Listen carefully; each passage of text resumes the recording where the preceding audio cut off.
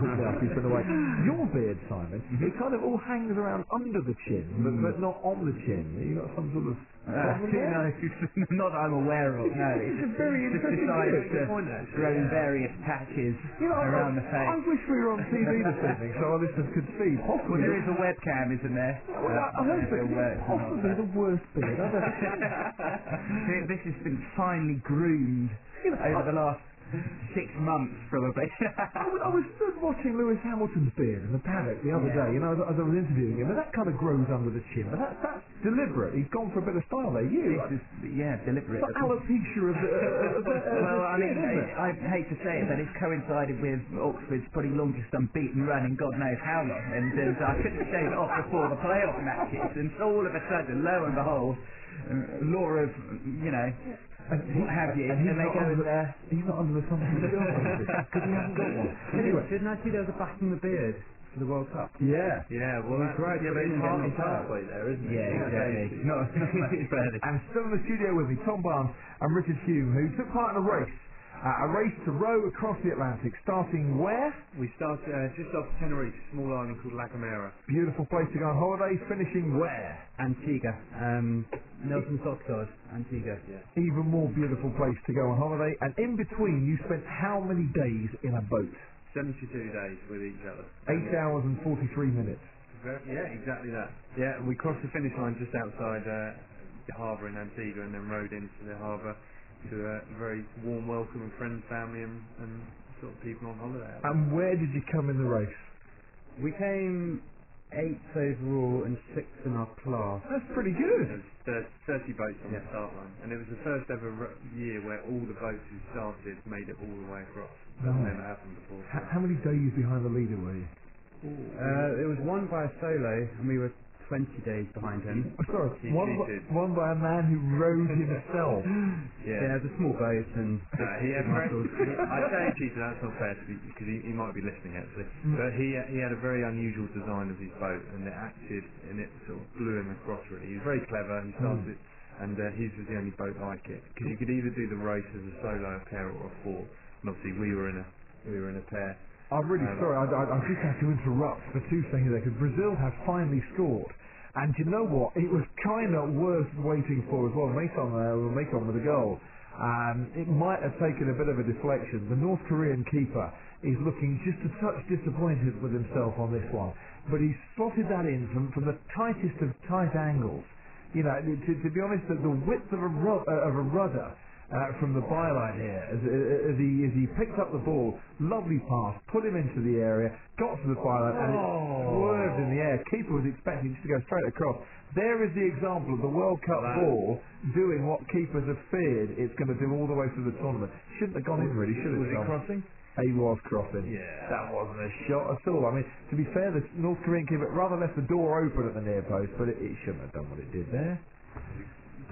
Attic, German ball doing wonders for the World Cup there, and I think maybe doing for North Korea. And back to the rowing, right. It was going to be tough, always going to be tough when you're spending 72 days, 2 hours on, 2 hours off. Was that the shift pattern? That was. So on a 24-hour period, each of us would row for 12 hours, and you'd have 12 hours off technically. And in that 12 hours, you'd need to sleep, eat, wash, do your communication stuff. Yeah, but you're never getting more than an hour and a half sleep at any stage. I reckon in a normal 24 hours, you'd probably get no more than 4 or 5 hours sleep. So at which point into the 72 days, 8 hours and 43 minutes, did you get a bit knackered? About 20 minutes. I don't know, the lack of sleep was never really a problem. Yeah, your body adjusts. It's amazing because you feel like you're letting the other person down because you'd be rowing and Rich would knock on the cabin and you'd feel like if you didn't get out for your shift, you're letting the team down. So your body just sort of reacted and dealt with it really. You're also not rowing at an intensity whereby you're sweating and getting out of breath. It's just a sort of very slow the pendulum basically. Yeah, the boat weighs a ton. All you're literally doing is tickling it through the water. The boat weighs a ton? Yeah, we've got to carry all your food for 100 days. I mean, we've got equipment, water maker, we've got 100 litres of water in case the machine breaks. We've got, so basically we're self-sufficient. So from the moment we left the Canary Islands, we didn't have any outside help, so we took everything, and we got across the other side without any assistance. Good So grief. if anything broke or if anything needed fixing, or we had to have spares for everything, and we had to deal with it at sea. And we were pretty fat to begin with. Yeah. Because obviously you're going to bulk up Yeah, quite a bit. we must have lost 2.5 stone each. Yeah. Good way to die. It's guaranteed. So if there's people listening who have tried everything, I can assure you, rowing the Atlantic will definitely work. If only I'd have thought of that myself. I've dropped 3 stone in the back in the last year. It's quite extreme weight, £80,000 and 72 days later. But you get results. You feel the benefits come next summer, tiny squeeze into that tight-fitting shirt. And how long did it take you to lose sight of land? It was there's this massive volcano on Tenerife. Right. So it took you about, although your horizon's only 3 or 4 miles away from you, it took about 3 days, I think it was, to lose sight of land.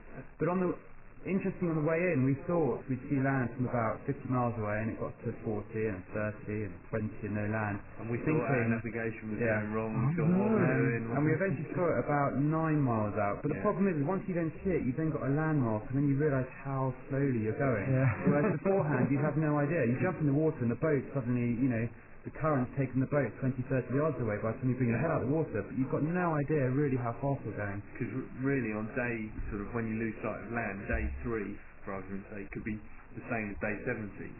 You've got blue sea and blue sky, so you've got no other reference point, so it looks so similar all the way across. Isn't that a bit scary when all you can see all around you is just sky, light blue, dark blue? A lot of people actually give up because they have this massive deep fear of the ocean. Yeah. For me, it wasn't a big problem. The only time it becomes a little bit hairy is when it's cloudy at night time, so you can't see the stars. You can't see where the water finishes and the sky starts. It's just black everywhere, and you can hear the water splashing around you. And you know that one